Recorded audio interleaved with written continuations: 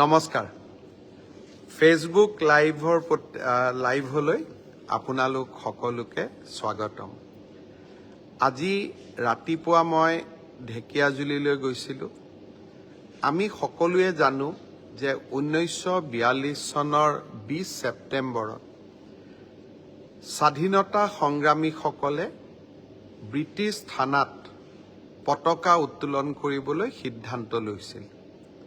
সেই দিনাখন তেতিয়াৰ অবিভক্ত দৰং জিলাৰ গহপুৰ আৰু ঢেকিয়াজুলিত স্বাধীনতা সেনানীসকলে তিৰংগ পতাকা উত্তোলন কৰিবলৈ আগবাঢ়ি গৈছিল। ব্ৰিটিছৰ গুলীত গহপুৰত কনকলতা বৰুৱা, মুকুন্দ কাকতিয়ে চৰম আত্মত্যাগ কৰিছিল দেশমাতৃৰ বাবে। ঢেকিয়াজুলিত 11জন শ্বহীদে সেই দিনাখন দেশমাতৃৰ বাবে মৃত্যুক সাৱটি লৈছিল। জ্যোতিপ্ৰসাদ আগৰৱালাই সেই সংখ্যা 24 জন বুলি ধাৰণা কৰিছিলে। ব্ৰিটিছৰ কাগজ পত্ৰত 13 জন লোক বুলি কোৱা হৈছিলে। 2 জন লোকৰ পৰিচয় পোৱা সম্ভৱ নহলগৈ। আজি আমি ঢেকিয়াজুলিত সেই 1942 চনৰ 20 ছেপ্টেম্বৰত মৃত্যুবৰণ কৰা শ্বহীদ হোৱা 11 গৰাকী শ্বহীদৰ প্ৰতিমূৰ্তি উদ্বোধন কৰিলোঁ। 11 কোটি টকাৰ এটা প্ৰকল্প শ্বহীদ নগৰী ঢেকিয়াজুলিত উদ্বোধন কৰাৰ আজি আমাৰ সৌভাগ্য হ'ল। মই পুনৰ এবাৰ শ্বহীদসকলৰ প্ৰতি মোৰ সশ্ৰদ্ধ প্ৰণিপাত আগবঢ়াইছোঁ। ঢেকিয়াজুলিলৈ যাওঁতে জালুকবাৰী সমষ্টিৰ বেজেৰাত কিছু সময় ৰখি নিৰ্মীয়মান বেজেৰা উচ্চতৰ মাধ্যমিক বিদ্যালয়খন পৰিদৰ্শন কৰিছিলোঁ। অসমত 8 কোটিকৈ টকা খৰচ কৰি কৰবাত অলপ বেছিও আমি 5-6খন অসমীয়া মাধ্যমৰ বিদ্যালয় জাকত জিলিকাকৈ নিৰ্মাণ কৰাৰ ব্যৱস্থা হাতত লৈছোঁ। প্ৰতিটো সমষ্টিতে এনে মহান কৰ্মযজ্ঞ আৰম্ভ হৈছে। এই বিদ্যালয়বোৰ হৈ উঠিলে আমাৰ বিদ্যালয়বিলাকো ছেইণ্ট মেৰিজ, ডন বস্কোৰ দৰে ধুনীয়া দেখা হ'ব। সুন্দৰ ইনফ্ৰাষ্ট্ৰাকচাৰ আৰু অতি এফিচিয়েণ্ট শিক্ষক, এই দুয়োখিনি প্ৰদান কৰাটো চৰকাৰৰ দায়িত্ব। কিন্তু শিক্ষানুষ্ঠানত শৰীৰ থাকিলে নহ'ব, তাত আত্মাও থাকিব লাগিব। শিক্ষক, ছাত্ৰ-ছাত্ৰী আৰু অভিভাৱক এই ত্ৰিবেণী সংগ্ৰমে বিদ্যালয়বিলাকক একোটা পবিত্ৰ আত্মাৰ অধিকাৰী কৰি গঢ়ি তোলে। ৰাজ্যৰ শিক্ষা বিপ্লৱত এই ত্ৰিবেণী সংগ্ৰমে একোটা নতুন ৰূপ লওক, তাক মই নিশ্চয় কামনা কৰিম।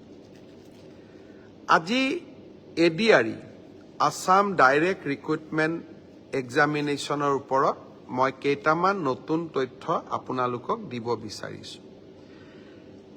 আপোনালোক সকলোৱে জানে এই চৰকাৰখনে স্বচ্ছ আৰু নিকা নিযুক্তিক বিশ্বাস কৰে আৰু স্বচ্ছ আৰু নিকা নিযুক্তি প্ৰদান কৰিবলৈ যোৱা পৰীক্ষাৰ সময়ত আমি ইণ্টাৰনেটৰ সেৱা বন্ধ কৰিছিলোঁ। কংগ্ৰেছ দলে যথাৰীতি মোক সমালোচনা কৰিলে, কিন্তু আজি ঝাৰখণ্ডত কংগ্ৰেছ দলৰ চৰকাৰে তাতে আজি হোৱা এনেকুৱা ধৰণৰ ৰিক্ৰুটমেণ্ট পৰীক্ষাত ইণ্টাৰনেট বন্ধ কৰিবলৈ সিদ্ধান্ত লয়। অৰ্থাৎ আজি কংগ্ৰেছ দলে ঝাৰখণ্ডত এটা বেলেগ ৰূপ আৰু অসমত এটা বেলেগ ৰূপ ল'ব বিচাৰে। দৰাচলতে আমাৰ যিমানেই অসুবিধা নহওক কিয়, নৱ প্ৰজন্মক এটা স্বচ্ছ পৰীক্ষা দিয়াটো আমাৰ সকলোৰে দায়িত্ব। বছৰত এটা দিনত 2 ঘণ্টা 3 ঘণ্টা সময় ইণ্টাৰনেট সেৱা বন্ধ থাকিও আমি যদি 11 লাখ পৰীক্ষাৰ্থীক আত্মবিশ্বাস দিব পাৰোঁ যে সমাজে আপোনালোকৰ কাৰণে চিন্তা কৰে, সমাজে এটা স্বচ্ছ পৰীক্ষাত বিশ্বাস কৰে, তাতকৈ আৰু ডাঙৰ কথা কি হ'ব পাৰে। মই কংগ্ৰেছ দলক আজিৰ দিনটোত আহ্বান জনাম যে ঝাৰখণ্ডত কংগ্ৰেছে লোৱা সিদ্ধান্তটোক আপোনালোকে অসমত বিৰোধিতা নকৰিব। সকলো ষ্টেটতে বেলেগ বেলেগ ৰূপ লোৱাটো উচিত নহয়। ভাল কথা ইউজুৱেলি তেওঁলোকে নুশুনে, কিন্তু মই ভাবোঁ যে অলপ অলপ ৰাইজৰ মনৰ কথা তেওঁলোকে বুজিবলৈ চেষ্টা কৰিব। মই স্বচ্ছতাৰ কথা কৈছিলোঁ। আজি মই স্বচ্ছতাক আৰু এখোপ আগুৱাই লৈ যাব খুজিছোঁ। তৃতীয় বৰ্গৰ এডিআৰই পৰীক্ষা সমাপ্ত হ'ল। এতিয়া মই এটা নতুন কথা ক'ব খুজিছোঁ। ২৭ তাৰিখে সেৱাক আপোনালোকে আবেদন কৰিব পাৰিব মাত্ৰ ৫০ টকা দি, যে আপোনালোকে যিখন OMR চিট লিখিছিলে সেই OMR চিটৰ এটা ফটোকপি আপোনালোকক লাগে বুলি। অৰ্থাৎ আপোনালোকে লিখি থৈ অহা OMR চিটখন ২৭ তাৰিখৰ পৰা সেৱাৰ কাৰ্যালয়ত আবেদন কৰি সেৱাই তাৰ ধুনীয়া বিজ্ঞাপন দিব কেনেকে আবেদন কৰিব লাগে। আপোনালোকে চেণ্টাৰত জমা দি থৈ অহা OMR চিটটো এইবাৰ আপোনালোকে ৫০ টকা জমা দি সেৱাৰ পৰা লৈ আহিব পাৰিব। ফটোকপিৰ খৰচ ৫০ টকা। ঘৰত লৈ আহি OMR চিটটো এইবাৰ আপোনালোকে পৰীক্ষা কৰিব পাৰিব যে মই শুদ্ধ উত্তৰ দি আহিলো নে নাই। শুদ্ধ উত্তৰটো কি? ২৮ তাৰিখে আমি এনসাৰ কিটো সেৱাৰ ৱেবছাইটত আমি প্ৰকাশ কৰিম। অৰ্থাৎ ২৭ তাৰিখৰ পৰা আপোনালোকে OMR চিটখন আবেদন কৰি সেৱাৰ পৰা ল'ব পাৰিব। ২৮ তাৰিখে সেৱাৰ ৱেবছাইটত এনসাৰ কি, প্ৰত্যেকটো প্ৰশ্নৰ উত্তৰ কি হোৱা উচিত তাকো আপোনালোকে চাব পাৰিব। অৰ্থাৎ ঘৰতে বহি মইনো কিমান নম্বৰ পালো, OMR চিটখন হাতত উলিয়াই লওক, এনসাৰ কি লগত মিলাই চাওক, আৰু ১০০ৰ ভিতৰত ৫০ৰ ভিতৰত মই কিমান নম্বৰ পালো সেয়া ঘৰতে বহি মই হিচাপ উলিয়াই ল'ব পাৰিম। অৰ্থাৎ ৰিজাল্ট দিয়ালৈ অপেক্ষা কৰিবই নালাগে। ভাৰতৰ কোনো প্ৰদেশতে এনেকুৱা সিদ্ধান্ত আগত গ্ৰহণ কৰা হোৱা নাছিল। OMRৰ কপিও পাব আৰু এনসাৰ কিটো উপলব্ধ হ'ব। এতিয়া আৰু এটা আমি স্বচ্ছতাক আৰু এখোজ আগুৱাই লৈ যাব খুজিছোঁ। এনসাৰ কিটো আপোনালোকে চাই পেলাই মনত খুদুৱনি লাগিলে যে এইটো প্ৰশ্নৰ এইটোতো উত্তৰ নহয়, উত্তৰটো বেলেগহে হ'ব লাগিছিলে। ৫০০ টকা দি আপোনালোকে সেৱাক জনাব পাৰিব যে আপোনালোকে প্ৰস্তুত কৰা উত্তৰটো ভুল হৈছে। উত্তৰটো আচলতে পঞ্চপাণ্ডৱৰ তৃতীয়জন সন্তান ভীম নহয় অৰ্জুন। সেৱাই ভীম বুলি এনসাৰ কিট লিখিলে। আপোনালোকে শুদ্ধ কৰি দিলে সেৱাক যে আপোনালোকৰ এনসাৰ কিটো ভুল। আচলতে পঞ্চপাণ্ডৱৰ তৃতীয়জন অৰ্জুন। অৰ্থাৎ আপোনালোকে সেৱাক এটা ভুল শুধৰাই দিলে। তৎকালীনভাৱে সেই ৫০০ টকাটো আপোনালোকে উভতাই পাব। ৫০০ টকাটো আমি এই কাৰণেই ফিজ লৈছো, নহলে সকলোৱে এনসাৰ কিটো ভুল বুলি হাৰাশাস্তি কৰাৰ ৰাস্তাও ল'ব পাৰে। যাতে হাৰাশাস্তি কৰাৰ ৰাস্তা নলয় সেইবাবে আমি এটা ৫০০ টকা ল'ম, কিন্তু যদি আপোনালোকৰ পৰামৰ্শ শুদ্ধ হয় আমি সেই ৫০০ টকাটো উভতাই দিম। অৰ্থাৎ আজি মই স্বচ্ছতাৰ দিশত তিনিটা কথা ক'লো। অহা ২৭ তাৰিখৰ পৰা স্বচ্ছ পৰীক্ষাৰ ক্ষেত্ৰত মই তিনিটা নতুন সিদ্ধান্ত আজি মই ঘোষণা কৰিলো। এটা হ'ল যে আপোনালোকে OMR চিটটো, যিটো চিটত আপোনালোকে আনসাৰ কৰি আহিছে তাৰ ফটোকপিটো অহা ২৭ তাৰিখৰ পৰা আপোনালোকে সংগ্ৰহ কৰিব পাৰিব সেৱাৰ কাৰ্যালয়ৰ পৰা। তাৰ প্ৰচিডিউৰটো বিজ্ঞাপনত আহিব। ৫০ টকা দি আবেদন কৰিব লাগিব। ৫০ টকাও ফটোষ্টেটৰ খৰচ।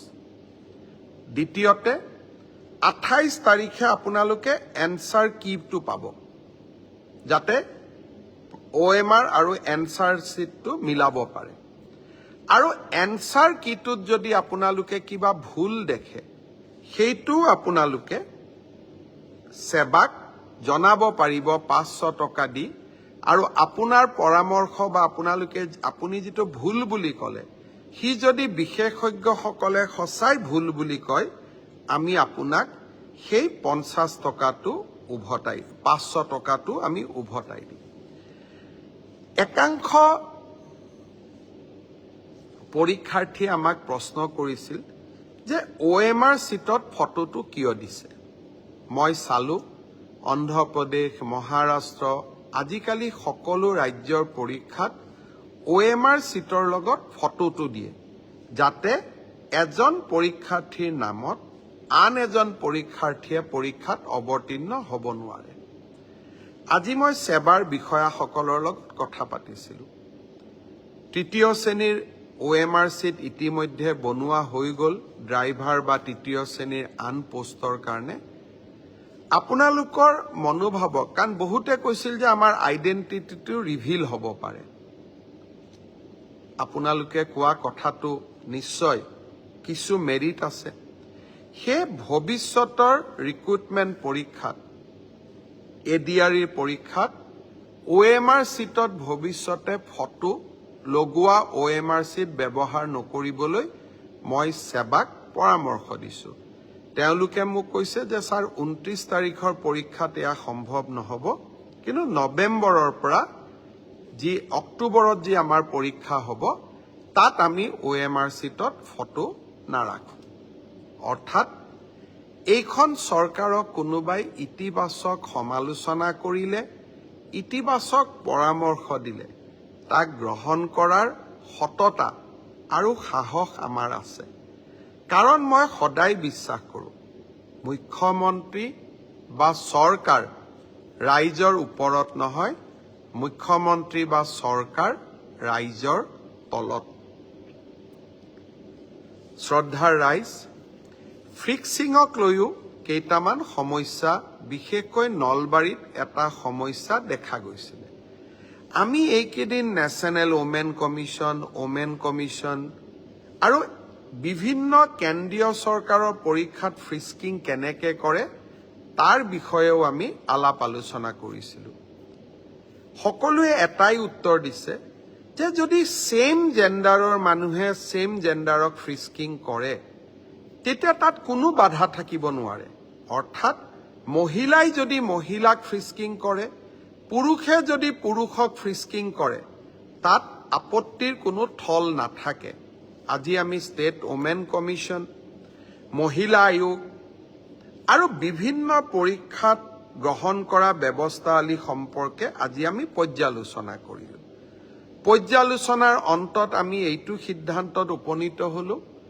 যে মহিলাই মহিলাক ফ্ৰিস্কিং কৰাত কোনো বাধা থাকিব নোৱাৰে পুৰুষে মহিলাক ফ্ৰিস্কিং কৰিব নোৱাৰে কিন্তু মহিলাই মহিলাক ফ্ৰিস্কিং কৰিব পাৰে আজি বিভিন্ন জনৰ লগত পৰামৰ্শ কৰি আমি এই বিষয়ে খবৰ ললো বিমান সেৱাত যেনেকৈ আপোনালোকে ফ্লাইটত গৈছে যে মই আপোনাক ফ্ৰিস্কিং কৰিম চাম আপোনাৰ শৰীৰটো আপোনাৰ আপত্তি আছে আপুনি ফ্লাইটত নুঠিব পাৰে কিন্তু বিনা ফ্ৰিস্কিং আপুনি ফ্লাইটত উঠিব নোৱাৰে ঠিক সেই ধৰণে আমি পৰীক্ষা হলৰ বাহিৰত আপোনাক সেম জেন্ডাৰৰ মানুহৰ হতুৱাই আপোনাক পৰীক্ষা আমি কৰিব লাগিব পৰীক্ষা কৰোতে আমি আপোনাৰ সন্মতি লম আপোনাৰ আমি সম্পূৰ্ণ আপোনাৰ প্ৰতি সৌজন্যতা আমি প্ৰকাশ কৰিম এইবাৰ অতিৰিক্তভাৱে মহিলাক ফ্ৰিস্কিং কৰাৰ সময়ত ছোৱালী পৰীক্ষাৰ্থীক ফ্ৰিস্কিং কৰাৰ সময়ত বা তালাচী চলোৱাৰ সময়ত সেই পৰীক্ষা কেন্দ্ৰত অতিৰিক্তকৈ আশা কৰ্মী বা অংগনবাদী কৰ্মী উপস্থিত থাকিব যাতে তেওঁলোকে যাতে গোটেই ব্যৱস্থাটো সৌজন্যতাৰ মাজত হৈছে সেই বিষয়ে তেওঁলোকে যাতে প্ৰমাণিত কৰিব পাৰে মই ভাবো ই আন এক বিতৰ্কৰো ওৰ পেলাব অহা 29 তাৰিখে তৃতীয় বৰ্গৰ আৰু 2টা পৰীক্ষা 2 বেলা অনুষ্ঠিত হ'ব। যোৱাবাৰ হৈ যোৱা পৰীক্ষাৰ দৰে এইবাৰো পৰীক্ষা যাতে নিকা হয় তাৰ বাবে আমি প্ৰচেষ্টা চলাম। এষাৰ কথা ক'ব খোজো, অসমত এছাম সংবাদ মাধ্যম আছে, তেওঁলোকে পৰীক্ষাটোত ক'ত ভুল আছে তাক উলিয়াবৰ কাৰণে এক প্ৰকাৰ গৱেষণা আৰম্ভ কৰে। সিদিনাখনো কুৱেশ্যন পেপাৰখন লিক হৈ গ'ল বুলি অযথা হুলস্থুল আৰম্ভ কৰিলে। 11 লাখ ল'ৰা ছোৱালীয়ে পৰীক্ষা দিছে, বহুত চিৰিয়াছ ল'ৰা ছোৱালীয়ে পৰীক্ষা দিছে। কোনোবাই যদি সঁচাকৈয়ে কুৱেশ্যন পেপাৰখন লিক হোৱা বুলি আত্মহত্যা কৰিলেহেঁতেন নিশা, সংবাদ মাধ্যমটোৱে দায়িত্ব ল'লেহেঁতেন জানো? অসমৰ একাংশ সংবাদ মাধ্যমৰ লগত কিবা কাৰণত মোৰ আইডিঅলজি নিমিলে আৰু তেওঁলোকৰ লগত ৰাজনীতি আৰম্ভ কৰাৰ দিনাখনৰ পৰাই মই যুঁজ দি আছো। সেইকাৰণে কেতিয়াবা মোৰ ল'ৰাকো আক্ৰমণ কৰে, মোৰ ছোৱালীকো আক্ৰমণ কৰে, মোৰ পৰিয়ালকো আক্ৰমণ কৰে, মোকো আক্ৰমণ কৰে। মই এই আক্ৰমণবিলাক আশীৰ্বাদ হিচাপে লওঁ, কাৰণ প্ৰত্যেকটো কথাত আমি এটা দায়বদ্ধতা মনত ৰাখিব লাগিব যে অসমৰ নতুন প্ৰজন্মৰ প্ৰতি আমাৰ দায়বদ্ধতা। কুৱেশ্যন পেপাৰ লিক হৈছে, আপুনি যাওক, অনুসন্ধান কৰক, বিষয়টো কি বুজি চাওক। একো নকৰাকৈ ব্ৰেকিং নিউজ। যদি মই আকৌ কৈছো, ৰাতিয়ে যদি কেইবাজনো ব্যক্তিয়ে যদি আত্মহত্যা কৰি পেলালেহেঁতেন, কেইবাজনো ছাত্ৰ ছাত্ৰী আত্মহত্যা কৰিলেহেঁতেন, লাষ্টততো কথাটো অসত্য বুলিয়েই প্ৰমাণ হ'ল, সত্যতাটো তাত নাথাকিল। মই সংবাদ মাধ্যমক আকৌ এবাৰ আহ্বান জনাম, আপোনালোকৰ শত্ৰু একাংশ, শব্দটো মই আকৌ কৈছো, একাংশ সংবাদ মাধ্যম, আপোনালোকৰ শত্ৰু হিমন্ত বিশ্ব শৰ্মা।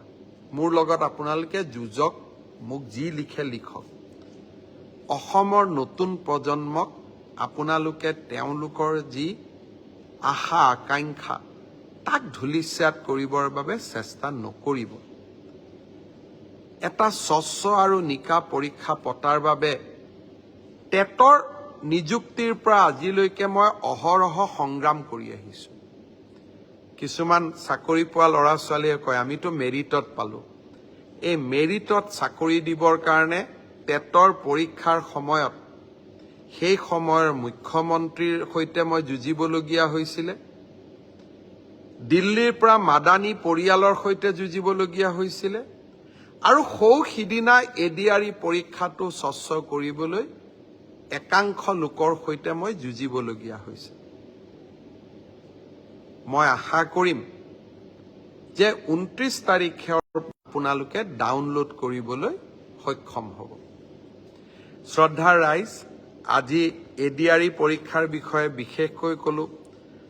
এই ব্ৰডকাষ্ট ধনঞ্জয় পালে চাই আছে, সুশীল কুৰ্মীয়ে চাই আছে, ৰুবুল দাসে চাই আছে, বিনোদ উপাধ্যায়ে চাই আছে, আমাৰ কাৰ্বি আলঙৰ CM তুলিৰাম ৰংহাঙেও চাই আছে, আমাৰ প্ৰাক্তন সাংসদ পল্লৱ লোচন দাসে চাই আছে, লখিমী গগৈয়ে চাই আছে, হুছেইন আহমেদে চাই আছে, জলি দেৱে চাই আছে, শফিকুল ইছলামে চাই আছে, ৰুনুমী কলিতাই চাই আছে, পবি ৰাজবংশীয়ে চাই আছে, হেমন্ত হিলৈধাৰী চাই আছে, বিশাল নাথক চাই আছে, বিশাল নাথে চাই আছে। সকলোকে মই ধন্যবাদ জনাইছো। আৰু এটা কথাত মই আজি আপোনালোকক কৃতজ্ঞতা জনাব খুজিছো। যোৱা কেইবাটাও ব্ৰডকাষ্টত মই আপোনালোকক ভাৰতীয় জনতা পাৰ্টিৰ সদস্যতা অভিযানৰ সময়ত সদস্যতা পদ ল'বৰ বাবে আহ্বান জনাইছিলো। আমাৰ BTRৰ CM নিতুল স্বৰ্গীয়াৰীও এই ব্ৰডকাষ্ট চাই আছে। এতিয়া মই প্ৰসংগলৈ উভতি গৈছো। ব্ৰডকাষ্টৰ সময়ত মই আপোনালোকক অনুৰোধ কৰিছিলো যে আপোনালোক ভাৰতীয় জনতা পাৰ্টিৰ সদস্যতা গ্ৰহণ কৰক। 2019 চনত ভাৰতীয় জনতা পাৰ্টিৰ সদস্যতা গ্ৰহণ কৰা লোকৰ সংখ্যা আছিল 18 লাখ। আজিৰ দিনটোত সদস্যতা অভিযানে ৩৫ লাখৰ সংখ্যা পাৰ কৰিলে। মই আমাৰ ভাৰতীয় জনতা পাৰ্টিৰ সকলো কাৰ্যকৰ্তাকে পুনৰ এবাৰ অভিনন্দন জনাইছো আৰু সদস্য পদ গ্ৰহণ কৰা আটাইকে ভাৰতীয় জনতা পাৰ্টিৰ মঞ্চলৈ স্বাগতম জনাইছো। এই সদস্যতা অভিযান ২৫ তাৰিখলৈ চলি থাকিব, হয়তো আৰু ২-এটা দিন বঢ়াব। মই আশা কৰোঁ যে আমাৰ এই সদস্যতা অভিযানৰ সময়ছোৱাত এতিয়ালৈকে যিসকলে ভাৰতীয় জনতা পাৰ্টিৰ সদস্যতা গ্ৰহণ কৰা নাই, তেওঁলোকেও যাতে আমাৰ দলটোৰ সদস্যতা গ্ৰহণ কৰে। এখন শক্তিশালী ভাৰত আৰু এখন বিকশিত অসম আমাৰ লক্ষ্য। এই লক্ষ্য সফল কৰাৰ বাবে মই আপোনালোকৰ ওচৰত পুনৰ এবাৰ অত্যন্ত বিনম্ৰতাৰে ভাৰতীয় জনতা পাৰ্টিৰ সদস্য পদ গ্ৰহণ কৰিবলৈ আহ্বান জনাম। যোৱা 19 তাৰিখে অৰুণোদয় 3.0 অৰ্থাৎ ৩৭ লাখ পৰিয়ালক অৰুণোদয় আঁচনিৰ সৈতে জড়িত কৰিবলৈ এক বিশাল প্ৰচেষ্টা আমি আৰম্ভ কৰিলোঁ। CM ট্ৰিপলে মুখ্যমন্ত্ৰীৰ আত্মনিৰ্ভৰ অসমৰো প্ৰথম ২৫,০০০ হিতাধিকাৰীক আমি নিৰ্বাচিত কৰিলোঁ। অহা ৩ নৱেম্বৰৰ পৰা আৰু ৭৫,০০০ হিতাধিকাৰী নিৰ্বাচনৰ প্ৰক্ৰিয়া আমি আৰম্ভ কৰিম। আজি মই ঢেকীয়াজুলিলৈ যাওঁতে গাড়ীখন ৰখালে ঢেকীয়াজুলিলৈ যাওঁতে কেইগৰাকীমান ছাত্ৰীয়ে হাত দেখুৱাই মোৰ গাড়ীখন ৰখুৱালে আৰু মোক সুধিলে, মামা আমাৰ নিযুত মইনাৰ টকা কেতিয়া সোমাব? তেতিয়া উত্তৰ দিয়া নাছিলোঁ, ভাবিছিলোঁ গধূলি উত্তৰ দিম। নিযুত মইনা আঁচনিৰ ধন আমি ৬ অক্টোবৰ তাৰিখে আপোনালোকক দিয়া আৰম্ভ কৰিম। তাৰ পিছত প্ৰতি মাহৰ 10 তাৰিখে এই নিযুত মইনা আঁচনিৰ ধন আপোনালোকে লাভ কৰি থাকিব। ৬ অক্টোবৰলৈকে ভাগিনসকল সাজু হৈ যাওক নিযুত মইনা আঁচনিৰ ধন পাবলৈ। ২৯ তাৰিখৰ পৰীক্ষাৰ বাবেও সকলোকে আগতীয়াকৈ শুভেচ্ছা জনালোঁ আৰু ADRE পৰীক্ষাত আমি গ্ৰহণ কৰা বিভিন্ন ব্যৱস্থা OMR, এনচাৰ কিক প্ৰত্যাহ্বান জনাব পৰা সুবিধা, স্বচ্ছতাৰ দিশত গ্ৰহণ কৰা প্ৰতিবোৰ সুবিধা আপোনালোকে গ্ৰহণ কৰক, তাৰ বাবে মই আপোনালোকক পুনৰ এবাৰ আহ্বান জনালোঁ। শেষত আকৌ এটা কথাৰে সামৰণি মাৰিছোঁ। মহিলাক চেক কৰাটো, ফ্ৰিস্কিং কৰাটোত আমি আপত্তি কৰিব নালাগে, কাৰণ বিভিন্ন বিমানবন্দৰৰ পৰা বিভিন্ন পৰীক্ষাত তেনেকৈ চেকিং কৰে। খালি চেকিং কৰোঁতে পুলিচে প্ৰাৰ্থীসকলক সৌজন্যতা দেখুৱাব লাগে, শ্ৰদ্ধাৰে সৈতে চেকিং কৰিব লাগে, আনজন ব্যক্তিক সন্মান জনাই চেকিং কৰিব লাগে। ২৯ তাৰিখে আমি সেই ধৰণে পৰীক্ষাটো চলাবৰ বাবে চেষ্টা কৰিম।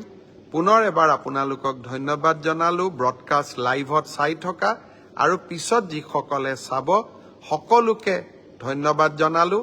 লাহে লাহে শাৰদীয় দুৰ্গা পূজাৰ বতৰো আহিব আৰম্ভ কৰিছে। সকলোকে পূজাৰ বাবেও আপোনালোকক সাজু হ'বৰ বাবে এটা আনন্দৰ পৰিৱেশ সৃষ্টি কৰিবৰ বাবে মই আপোনালোকক আহ্বান জনাম। শেষত কেইগৰাকীমান ব্যক্তিৰ নাম ল'ম। বিনোদ ৰয় ব্ৰডকাষ্ট চাই আছে, নাৰায়ণ চন্দ্ৰ ডেকা ব্ৰডকাষ্ট চাই আছে, এনামুল হক চৌধুৰী ব্ৰডকাষ্ট চাই আছে, মিনুল আলী চাই আছে, বহুতে ব্ৰডকাষ্ট চাই আছে। আজি সকলোকে ধন্যবাদ জনাইছোঁ। দেৱাশিষ বৰা ব্ৰডকাষ্ট চাই আছে, ঋতু ইংতি কাঠাৰ ব্ৰডকাষ্ট চাই আছে, প্ৰিয়ংকা কলিতা ব্ৰডকাষ্ট চাই আছে, পবিত্ৰ গায়ন ব্ৰডকাষ্ট চাই আছে, চুমু ডেকা তেওঁ লাইভ চাই আছে, লাচিত গৌৰ তেওঁ ব্ৰডকাষ্ট চাই আছে। লাচিত গড়ে ধুনীয়াকৈ লিখিছে, জয় অসম মামা জিন্দাবাদ। সকলোকে ধন্যবাদ জনালোঁ। শুভৰাত্ৰি, আকৌ লগ পাম।